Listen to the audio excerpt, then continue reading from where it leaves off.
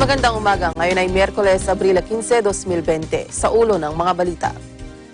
Bilang ng tinamaan ng COVID-19 sa Pilipinas, pumalo na sa mahigit 5,000. Bilang naman ng mga naka-recover sa sakit, halos 300 na. Pagkaantala ng implementasyon ng National ID System, iimbestigahan ng Senado. Pagpapaliban sa pagbubukas ng klase sa bansa ng lampas ng buwan ng Agosto, hindi uubra. Indefinite detention ang sinumang maaaresto dahil sa paglabag sa ECQ. Sa ating balitang abroad, nationwide lockdown sa France, pinalawig pa ng 1 buwan. Ako ang inyong magiging tagapaghatid balita. Ako po si Maricar Velasco. Sa detalye ng mga balita, umakyat na sa mahigit 5,000 ang kumpirmadong kaso ng Coronavirus Disease 2019 o COVID-19 sa Pilipinas. Ayon sa Department of Health o DOH, nakapagtala ng panibagong 291 na kaso ng COVID-19 sa nakalipas na magdamag, kaya't nasa 5,223 na ang kaso ng nasabing virus sa bansa. Umabot naman sa 335 ang pinakahuling death toll sa COVID-19 matapos ang madagdagan ng 20 na sawi sa loob ng 24 na oras. Nadagdagan naman ng 53 ang bilang ng recoveries sa nakalipas na magdamag at ngayon ay nasa 295 na. As of 4 p.m., meron po tayong 291 na naitalang bagong kaso sa COVID-19 positive patients. Ang total po ng COVID positive cases natin sa bansa ay 5,223. Nakapagtala na rin po tayo ng 53 karagdagang pasyente na nakarecover mula sa virus. Meron na po tayong total of 295 recoveries as of today. Kasama po sa mga naitalang nakarecover ay ang mga pasyenteng nakakonfine at mga pasyenteng positive, mild, and asymptomatic na nakarecover mula sa kanilang self-isolation at home quarantine. Subalit 20 naman po ang naitalang pumanaw dahil sa COVID-19. Ang total number ng COVID-related deaths in the country is 335. Samantala, tinalakay na ng Kamara ang fiscal stimulus plan para maibsan ang epekto ng COVID-19 sa ekonomiya ng bansa. Ayon kay Marikina Representative Stella Kimbo, dapat matiyak ang patuloy na operasyon ng mga negosyo, partikular ng mga napapabilang sa Micro, Small and Medium Enterprises o MSMEs. Aabot sa halagang 370 billion pesos ang kailangan para sa fiscal stimulus package na hahatiin sa mga sumusunod. Wage subsidies sa mga non-essential sector o iyong mga tumigil sa trabaho dahil sa quarantine, interest-free loans at loan guarantees para sa mga malalaki at maliliit na kumpanya, grants para masuportahan ang business resilience at compensation para sa paid sick leaves ng mga COVID-19 patients. Sa ganitong paraan ay maisasalba hindi lamang anya ang MSMEs pero maging ang mga empleyado dito na tinatayang aabot sa 29 million. Sa ibang balita, mahigit 300 volunteer medical technologists, molecular biologists, laboratory technicians at researchers ang inaasahang ide-deploy ng pamahalaan upang mapalakas ang testing capacity ng bansa sa COVID-19. Ayon kay IATF spokesperson Carlo Nograles, nakikipag-ugnayan ngayon ang Department of Health sa National Institute of Molecular Biology and Biotechnology ng University of the Philippines, Diliman, para sa deployment ng mga nabanggit na health workers. Aniya, ang deployment ng mga manggagawa ay magiging katumbas ng mas mahabang laboratory hours at sa pamamagitan nito ay mas maraming tests ang maisasagawa. Dagdag pa ni Nograles, mahigit 1,400 medical workers na rin ang nakakumpleto sa online biosafety course bilang paghahanda naman sa expanded testing efforts ng pamahalaan. Ibinalita rin ng kalihim na sa ngayon na ay may 15 laboratories na ang na-certify para sa COVID-19 testing habang may 28 laboratories naman ang kasalukuyang ini-evaluate. Aniya, priority ng pamahalaan na ang mga laboratorio sa Visayas at Mindanao upang mas mapabilis ang testing sa mga lugar na nabanggit. Samantala, naglabas ng data ang UP COVID-19 Pandemic Response Team para tulungan ang mga opisyal ng pamahalaan sa pagpapasya kung palalawigin, aalisin o pagagaanin na ang community quarantine. ang mga sumusunod ang kanilang nakita. Bumagal ang pagkalat ng virus dahil sa ECQ ang 3 araw para sa kabuang bilang ng kaso kung dodoble ay umabot na ngayon sa 6 na araw. Kung ikukumpara sa Singapore at South Korea, hindi tumaas ang COVID-19 related deaths, kaya ibig sabihin matagumpay ang ipinaiiral na ECQ na ang estimated case fatality rate ay 5.38%. Sa South Korea, napangasiwaan ang pagbaba ng kaso ng virus sa maraming pagsusuri at contact tracing. Ang region-wide ECQ ay hindi mapapanatili sa mahabang panahon kaya hindi magpaparalisa sa lokal ng ekonomiya.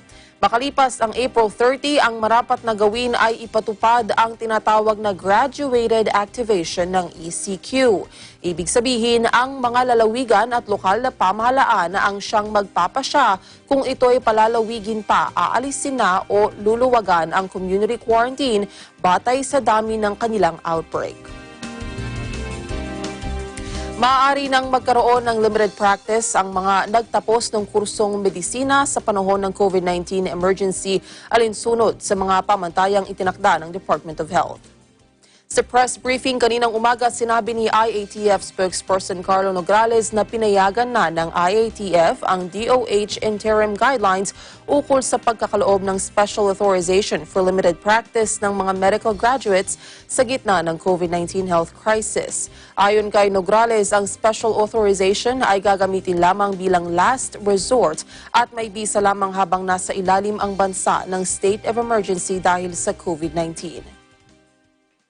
Ina-adapt ng IATF ang mga patakaran ukol sa pagbigay ng special authorization for limited practice ng ating mga medical graduate. Nililinaw lang po natin na ang mga special authorization na ito ay ibibigay lang bilang last resort. At ito po ay epektibo lamang habang tayo ay nasa ilalim ng state of public health emergency. Nasa 473 pampublikong paaralan ang gagamitin ng 75 local government units o LGUs bilang quarantine sites para sa kaso ng COVID-19 at sa mga taong maaaring na-expose sa mga infected ng sakit. Ayon ito kay Pangulong Rodrigo Duterte, batay sa kanyang pangatlong lingguhang ulat sa mga mambabatas, gaya ng bandato isinasaad sa Bayanihan to Heal as One Act. Di naman tinukoy ng Pangulo ang lokasyon ng mga nasabing paaralan na inaprubahan ng Department of Education o DepEd bilang temporary quarantine o isolation facilities. Sabi ng Pangulo, aprobado na ng DepEd ang 75 mula sa 200 at 9 na kahilingan mula sa mga LGU. Habang ang iba pa niyang kahilingan ay kasalukuyan pang sumasa ilalim sa evaluation o naghihintay ng karagdagang mga dokumento para sa compliance. Sa memorandum na inilabas noong March 26, inaprubahan o ipinapaubaya ni DepEd Secretary Leonor Briones sa mga regional director ng desisyon sa kahilingan ng mga LGU basta't may isasagawang evaluation ang mga schools division superintendent at may konsultasyon sa school heads at sa Department of Health. Ipinag-utos ni Pangulong Rodrigo Duterte ang pagbili ng test kits at iba pang laboratory equipment na gagamitin sa mga ginagawang hakbang ng gobyerno para mapigilan na ang pagkalat ng COVID-19 sa bansa. Si Vin Pascua sa detalye. Ipinag-utos ni Pangulong Rodrigo Duterte na isagawa ang procurement ng test kits at iba pang laboratory equipment na gagamitin sa mga hakbang ng pamahalaan upang sugpuin ang COVID-19. Sa kanyang mensahe sa bayan, sinabi ng Pangulo na nadali ang pagbili ng rapid test kits dahil sa kailangan nitong pumasa sa Health Technology Assessment Council. When you use public funds on anything that's medical or medicine, you want to have the health assessment. I think it comes from the Department of Health. But unfortunately, until now, they're still debating on the efficacy of the rapid test we would like to buy. Una nito, sinabi ni COVID-19 Response Chief Implementer Secretary Carlito Galvez Jr. na isinagawa ng immediate procurement ng mga materyales na gagamitin sa pamamagitan ng Department of Budget and Management. Ang rapid test kits naman ay maaaring makapagsuri ng nasa 2 milyong Pinoy. Itinuturing na gold standard ng Department of Health ang PCR-based test kits dahil sa kakayahan nito na makadetect ng SARS-CoV-2 na nagdudulot ng COVID-19. Para sa Eagle News, Ven Pascua, we live in interesting times. Pagsisikapan ng Malacanang na mas maaga ang mga televised public address ni Pangulong Rodrigo Duterte. Sinabi ni Presidential Spokesman Harry Roque na makikipag-ugnayan siya sa People's Television Network 4 upang maiere ng mas maaga ang mga pre-taped na pagharap ng Pangulo sa publiko. Ayon pa kay Roque, susubukan nilang gawing ng mas maaga ang pagpapalabas sa mga mensahe ng Pangulo sa publiko lalo na't nahaharap ang bansa sa Coronavirus Disease 2019 crisis. Susunod, pagkaantala ng implementasyon ng National ID System, iimbestigahan ng Senado. Ang detalye na yan sa pagbabalik ng Agila Balita sa umaga. Agila Balita.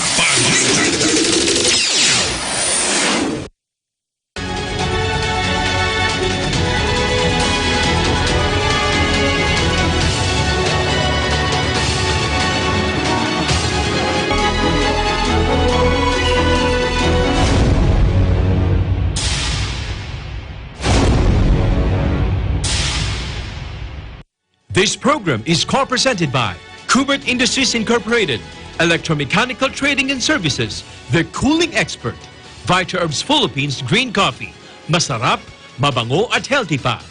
Cadred Corporation, your ventilation and air conditioning specialist. In participation with Rain or Shine Elastomeric Waterproofing Paint, color for protection for your home. Matimco, Matimco is wood, wood is Matimco. Our Square Variables Incorporated, your trusted UPS supplier and UPS maintenance provider in Luzon, Visayas, and Mindanao. CompuZell Computer Services, ID card and lanyard manufacturer. DN Steel. EMAC, UPVC Roof Corporation.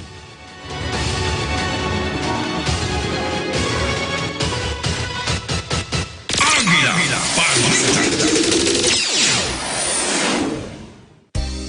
Sinisiyasat na sa Senado ang pagkaantala ng implementasyon ng National ID System sa bansa.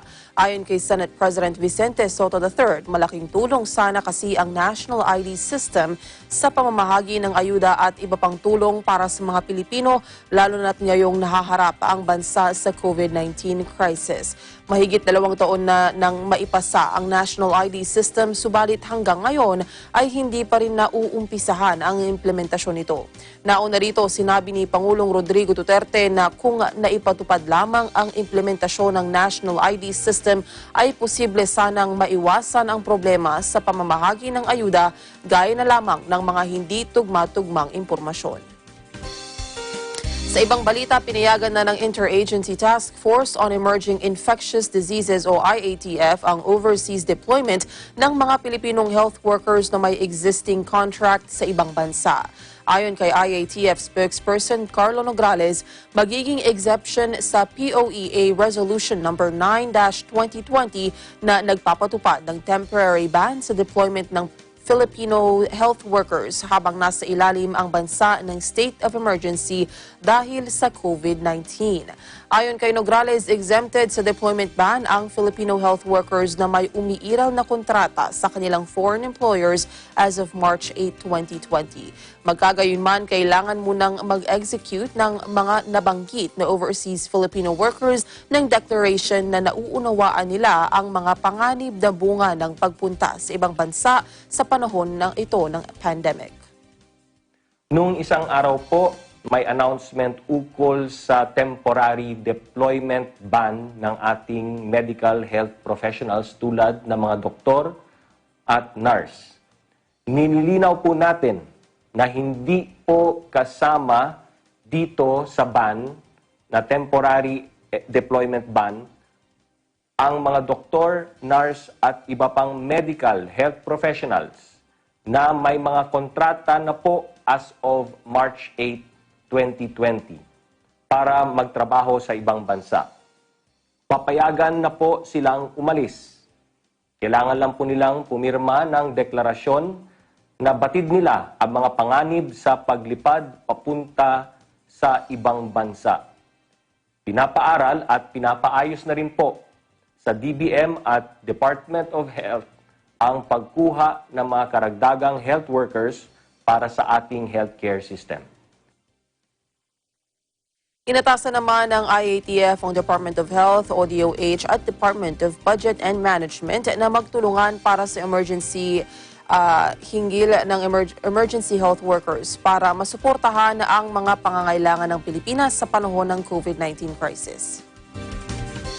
Samantala, nanawagan si Interior Secretary Eduardo Año sa mga local government units na magpasa ng ordinansa na magpapataw ng multa sa sinumang lalabag sa mga panuntunan at regulasyon ng enhanced community quarantine.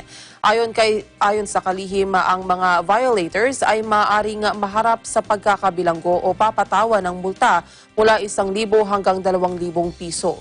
Suportado rin aniya ng gobyerno ang mga opisyal ng lokal na pamahalaan na nagpapatupad na ng total lockdown sa kani-kanyang mga barangay dahil sa patuloy na sumusuway ang mga residente sa guidelines ng ekstriktong quarantine. May ilang residente aniya na sumusunod lamang sa mga panuntunan kapag may pulis sa kanilang lugar. Sa ibang balita, matapos sumailalim sa rapid testing negatibo sa Coronavirus Disease 2019, COVID-19, si Foreign Affairs Secretary Teodoro Locsin Jr. bilang kondisyon bago makapasok sa loob ng Malacanang. Ayon kay Secretary Locsin, kinakailangan kasi niyang pumunta sa airport upang asikasuhin ang mga dayuhan na papaalis na ng bansa matapos ma-stranded dahil sa ipinatupad na lockdown. Binigyang diin ng kalihim na kailangan niyang bumalik sa palasyo para sa panibagong pagsusuri matapos na makasalamuha ang mga dayuhan sa paliparan. Samantala, natapos na ni Philippine National Police PNP Chief General Archie Gamboa ang 14 na araw na self-quarantine. Sa virtual address, sinabi ni Gamboa na nakumpleto na ang kanyang self-quarantine sa araw ng Martes, April 14. Ito ay batay sa abiso ng kanyang mga doktor na mag-self-quarantine dahil sa posibleng exposure nito sa COVID-19. Sumailalim sa self-quarantine ang PNP Chief sa Camp Crame sa Quezon City. Sa ibang balita, gumaling na ang 11 pasyente sa Baguio City matapos na ang mga ito ay magpositibo sa COVID-19. Ayon kay Baguio City Mayor Benjamin Magalong, 15 ang kabuang bilang ng mga nagpositibo sa COVID-19 sa kanilang lungsod. 11 sa mga ito ang nakarecover na habang 3 na lamang ang nananatili sa mga pagamutan. Samantala, tiniyak ng alkalde na mahigpit na ipinapatupad na sa lalawigan ang mga health protocols gaya na lamang ng 24-hour curfew na naglalayong malimitahan ang paglabas ng mga residente maliban na lamang kung para sa mga mahalagang bagay gaya na lamang ng pagbili ng pagkain at gamot. Samantala, posibleng maharap sa indefinite detention ang sinumang maaaresto dahil sa paglabag sa mga ipinatutupad na guidelines sa ilalim ng enhanced community quarantine. Ang detalye sa report ni Mar Gabriel. Mahaharap sa indefinite detention ang sinumang lalabag sa mga ipinatutupad na guidelines sa ilalim ng enhanced community quarantine. Kasama na rito ang mga lalabag sa curfew, home quarantine, social distancing, liquor ban at iba pang violations. Ayon kay Police Lieutenant General Guillermo Eleazar, Commander ng Joint Task Force COVID Shield, bagaman may umiiral na ECQ, tuloy-tuloy ang pagsasampa nila ng kaso sa mga violators sa pamamagitan ng electronic inquest o e-inquest ng Department of Justice. Lahat ng maaaresto sa paglabag sa mga umiiral na guidelines ay dadalhin sa police station at doon ipipresenta sa prosecutor sa pamamagitan ng video chat o video conferencing. Oras na masampahan na sila ng kaso, dito na haharapin ng mga violator ang mas malaking problema. Giit ni General Eleazar, bagaman mayroon silang online inquest, wala naman umanong online bail at sarado rin sa ngayon ang lahat ng korte. Kaya wala raw choice sa mga violator kundi manatili sa kulungan at hintayin ang muling pagbubukas ng korte para makapaghain at maiproseso ang kanilang piyansa. Sa pinakahuling record ng Joint Task Force COVID Shield, umaabot na sa 108,000 individual ang nahuhuli sa paglabag sa umiiral na 24 hours curfew mula noong March 17 hanggang noong April 12. 76,000 dito ang binigyan lang ng warning, habang 4,969 ang pinagmulta. 5,539 naman ang nasampahan na ng kaso, habang may 20,591 pang inihahanda para formal na sampahan ng asunto. Para sa Eagle News, Mar Gabriel, we live in interesting times. Hindi maaaring ipagpaliban ang pagbubukas ng klase sa bansa ng lampas ng buwan ng Agosto. Maliban na lamang kung aamendiyahan ang batas sa gitna na rin ng paglaban sa bansa ng COVID-19. Ayon kay Senador Sherwin Gatchalian, dapat magkaroon na ng mas kumpletong detalye hinggil sa magiging pasukan sa buwang ito dahil hindi na manuubrang maghintay ng 18 buwan bago buksan muli ang klase dahil sa panahong iyan pa magiging available ang bakuna kontra sa naturang virus.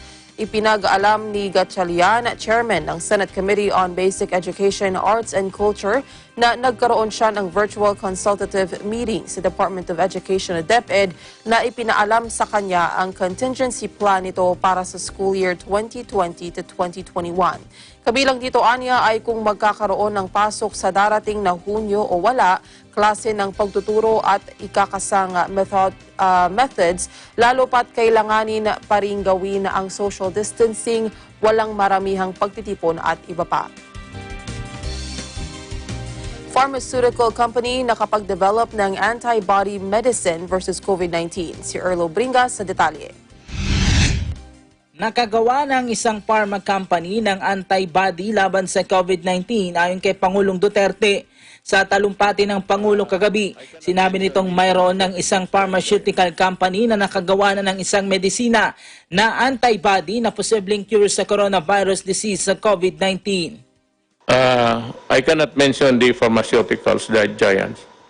Pero mayroon ako nakapaggumawa ng antibody. Yung antibody na hindi galing sa tao. Yung kasi yung antibody na mag-fight ang ano mo, ang sarili mong antibodies, tapos ma-overwhelm mo yung kalaban, yan, gawa ng katawan mo. Dinagdag pa ng Pangulo na bagamat sisimula na itong ibenta sa Mayo, ang problema naman ng pamahalaan ay huli na ang bansa sa listahan at mauuna ang ibang mga bansa. Sakali na may magagamit ng lunas sa gamot sa COVID-19 sa bansa, ay dito natatanggalin ang ipinatutupad na enhanced community quarantine sa buong Luzon. Kasi marami yan kailangan. So as fast as they can really manufacture or farm out the product, just retain the copyright para magtulungan sila. Kung meron na yan, tapos makita ko na ginagamit ng tao, ililift ko. Total, kung magkasakit kayo, may antibodies naman tayo mabili. Ngayon, kung wala kang mabili, problema mo na yan. Kasi tapos na yung, I will lift the quarantine. Para sa Eagle News, Earl Bringas, we live in interesting times. Susunod, COVID-19, 10 beses na mas nakamamatay kumpara sa swine flu ayon sa WHO. Ang detalye na yan sa pagbabalik ng Agila Balita sa umaga. Agila Balita. Hello, my name is Robin and I'm 5 years old. My mom and dad said many people are getting sick. That is why we have to stay at home. That is why I cannot go to school. I cannot play outside. And I cannot even visit my friends. We can only go outside if we visit the doctor. Or if we need to buy some food. And when we get home, we have to wash our hands. While I'm at home, I do my homework, clean up my toys, help cooking our food, and help my parents with their work. Please stay home so we can all play together again. Bye!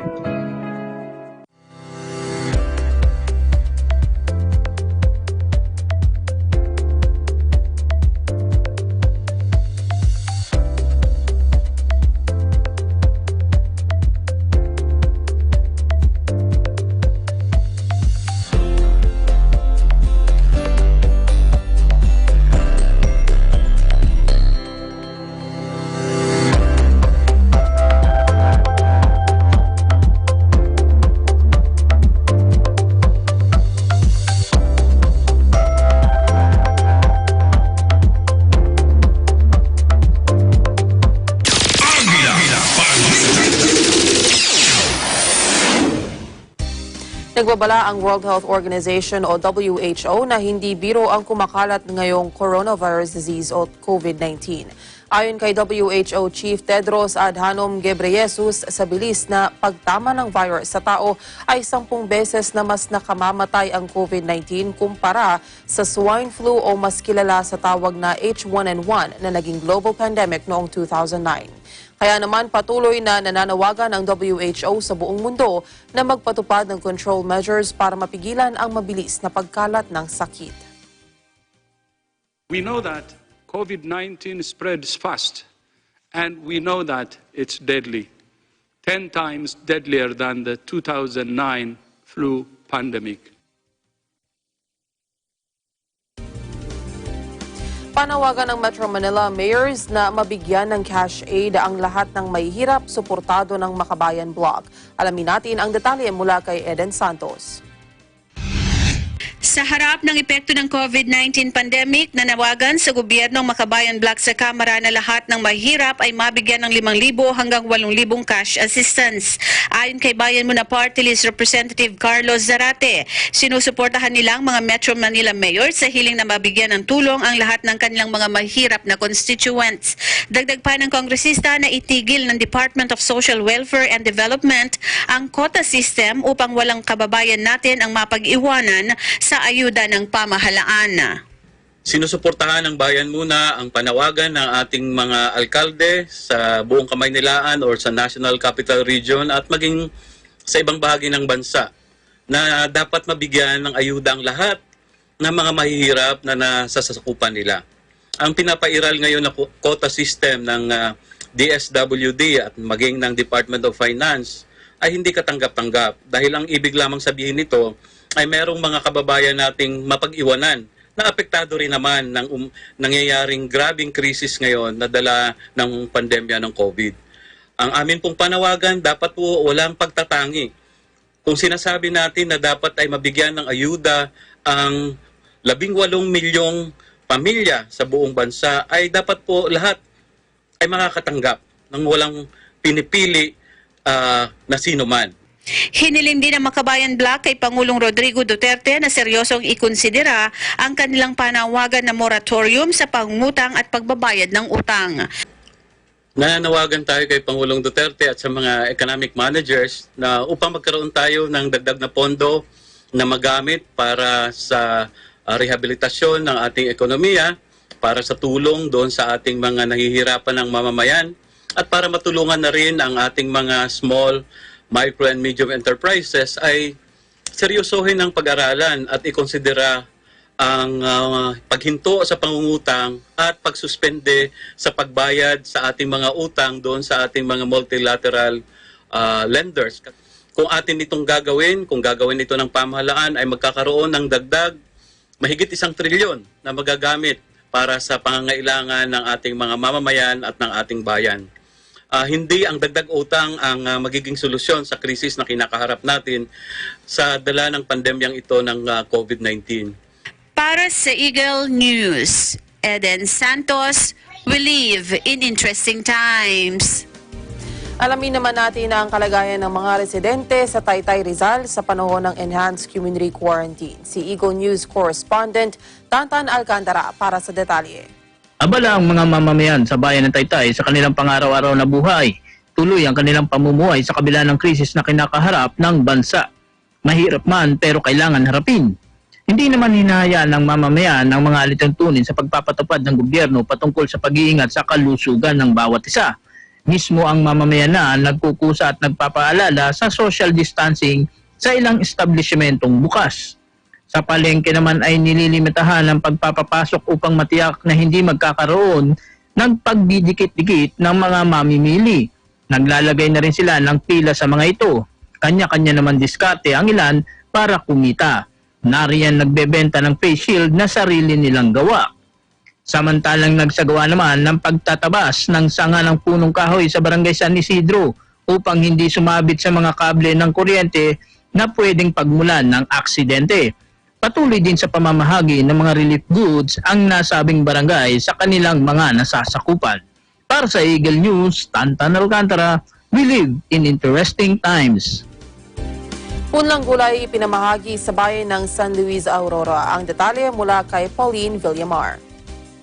Ang pamahalaang bayan ng San Luis sa pangunguna ng punong bayan Ariel Angara de Jesus at pangalawang punong bayan Tristan O. Pimentel kasama ang Sangguniang Bayan at Municipal Agriculture Office ay namahagi ng punlang gulay mula sa Office of the Provincial Agriculturist kaugnay sa programang Plant ng Department of Agriculture Region 3 upang makapagbigay ng ayuda sa pamamagitan ng pagtatanim ng gulay ang mga apektado ng Enhanced Community Quarantine. Para sa Eagle News, Pauline Marie Villamar, we live in interesting times. Isang bagong teknolohiya ang maaaring gamitin para malabanan ang COVID-19. Ihahatid sa atin ng ating Sir Efren Tercias mula sa California, USA. Hello, magandang araw po sa inyong lahat. At narito po ang ilan sa mga technology na ginagamit po ngayon para malabanan ang COVID-19 dahil sa kakulangan na rin ng ating mga frontliners like mga doctors and nurses, maging yung ating mga kapulisan at mga barangay tanod. Kaya naman malaking tulong itong mga technologies na babanggitin ko. No? Una ay ginagamit sa China yung tinatawag na smart helmets kung saan ito ay mayroong mga infrared cameras at sa pamamagitan nito, kahit sa layo na 5 metro ay kayang makuha ang temperatura ng mga tao. At sa pamamagitan niyan, maagang madidetect kung may mga possible COVID patients. Ano po. At bukod dyan, ito ay may kasamang mga Wi-Fi, Bluetooth, at 5th generation or 5G connectivity para sa mabilis na pagpapadala ng mga information. Samantala sa Thailand naman ay gumagamit sila ng robots para naman siyang magsilbi bilang kaayuda or assistant ng mga nurse sa pagkuha ng temperatures ng mga pasyente. At ito ay tinawag nilang ninja robots dahil na rin sa kulay nito na black, no? Yung mga robots na yan. Sa ibang bansa pa rin ay ginagamitan naman nila ng drones. Ito yung dati ay ginagamit lang ng mga photographers at mga hobbyists para kumuha ng video. Ngayon ay ginagamit na rin ng mga kapulisan sa California, maging sa Italy ay ginagamit nila ito upang makita kung nagkukumpulan or lumalabag sa social distancing ang mga mamamayan nila.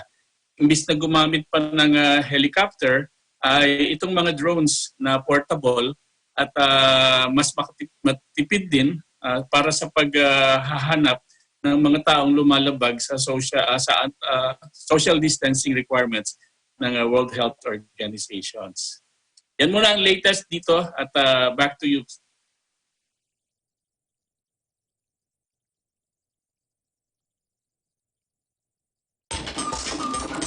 Mga pangyayari sa labas ng bansa. Balitang Abroad. Isang buwan pang pinalawig ang nationwide lockdown sa France dahil sa coronavirus disease 2019 o COVID-19. Inanunsyo ito ni French President Emmanuel Macron kung saan epektibo ito mula March 17 hanggang May 11. Umaasa si Macron na babalik na sa normal ang lahat pagkatapos ng lockdown. Halos 2 milyon na katao na ang dinapuan ng COVID-19 sa buong mundo habang mahigit 100,000 na ang nasawi. Sa ibang balita, ipinagpaliban muna ang dapat sanay proklamasyon ni Crown Prince Akishino bilang tagapamana ng trono dahil sa nararanasang COVID-19 crisis.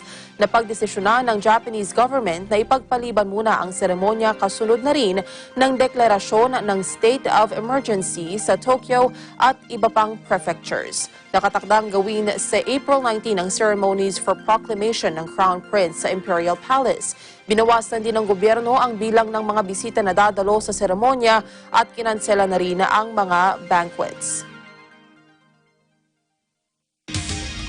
Tag-isan ng lakas, patalasan ng isip.